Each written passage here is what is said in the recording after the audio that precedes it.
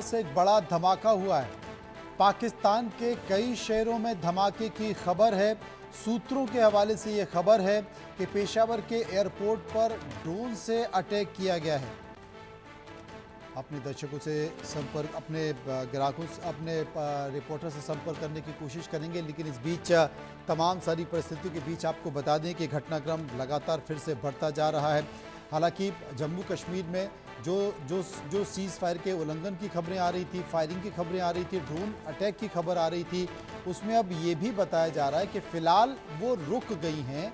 लेकिन गुजरात के गृह मंत्री, जैसे कि हमने अपने चैनल के ज़रिए लोगों को ये बताने की कोशिश की कि गुजरात के गृह मंत्री ने खुद ये बताया कि कच्छ में ड्रोन्स देखे गए हैं। अजय जांड्याल इस बीच हमारे साथ जुड़ गए हैं। अजय, क्या सुरक्षा एजेंसियों की तरफ से कोई जानकारी श्रीनगर, जम्मू के बारे में, ड्रोन के बारे में, अटैक के बारे में, सीज फायर उल्लंघन के बारे में?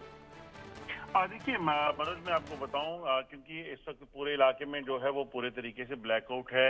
जम्मू की बात करें, अखनूर की बात करें, सुंदरबनी की बात करें या फिर उधमपुर की बात करें, ये दरअसल जो ड्रोन हमला हुआ है आज, उसके बाद से कहीं ना कहीं एक बार फिर से जो दहशत लोगों में थी वो वैसी जो है वो दिख रही है। मगर उसी के साथ साथ आपको बता दूं कि नगरोटा में भी इसी तरह से कुछ ड्रोन एक्टिविटी देखी गई, जिसके बाद एंटी ड्रोन सिस्टम एक्टिवेट हुआ।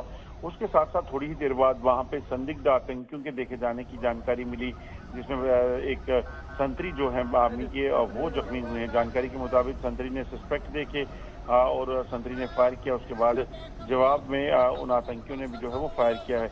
उसके बाद से आतंकी वहां से फरार हो गए हैं, क्योंकि वो इलाका काफी बड़ा है और कैंटोनमेंट एरिया है, तो ऐसे में उनको भी तलाश जारी है। तो कहीं ना कहीं मल्टीपल चैलेंज इस वक्त सुरक्षा बलों के लिए, एक तरफ ड्रोन, एक तरफ पाकिस्तान की शेलिंग और एक तरफ ये टेररिस्ट जो हैं, उन तीनों फ्रंट पे जो है वो पूरा पाने के लिए सुरक्षा बलों की टीमें जो है वो लगी हुई हैं।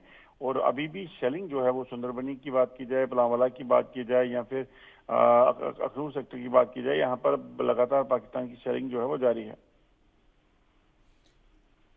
अजय लगातार हमें जानकारी दे रहे हैं। अजय, लेकिन इस बीच जो तमाम एजेंसियों के लोग हैं, उनकी तरफ से कोई आधिकारिक पुष्टि हो पाई कि कितने ड्रोन्स गिराए गए या किस तरीके से सीज फायर का उल्लंघन हुआ है बॉर्डर सिक्योरिटी फोर्स की तरफ से या एजेंसीज की तरफ से?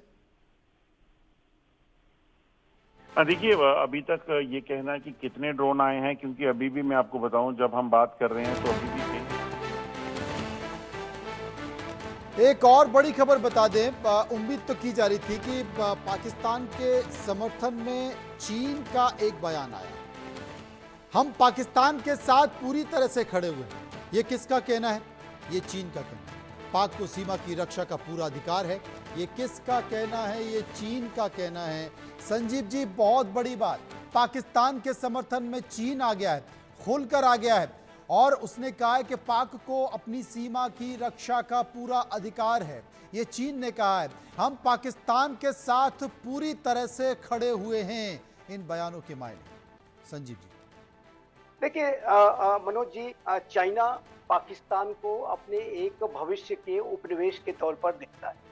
चाइना ने पाकिस्तान में बहुत बड़ा पैसा इन्वेस्ट कर रखा है। 62 बिलियन डॉलर से भी ज्यादा की जो राशि है वो सीपीईसी का जो बीआरआई के औपनिवेशिक प्लान का ही हिस्सा है, कॉलोनियल प्लान, इंपीरियलिस्टिक प्लान का जो हिस्सा है, उसके तहत पूरे पाकिस्तान को चाइना गिरवी रखता जा रहा है।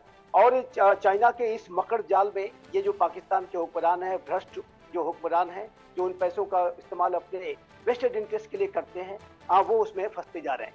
और ऐसे में जब पाकिस्तान के समक्ष इस तरीके की जो स्थिति है भारत के साथ, उसका एक वर्तमान समय में जो वहाँ पे सिचुएशन बनी हुई है, ऐसे में चाइना का पाकिस्तान के पक्ष में आकर के इस तरीके का बयान देना जाहिर है कि हमें आश्चर्य में नहीं डालता है। हालांकि ये बात स्पष्ट रूप से दिखती है कि चाइना की जो सरकार वर्तमान समय में आंतरिक रूप से ही काफी चुनौतियों से घिरी हुई है और वो डोनाल्ड ट्रंप के साथ और अमेरिका के साथ उसका एक ट्रेड वॉर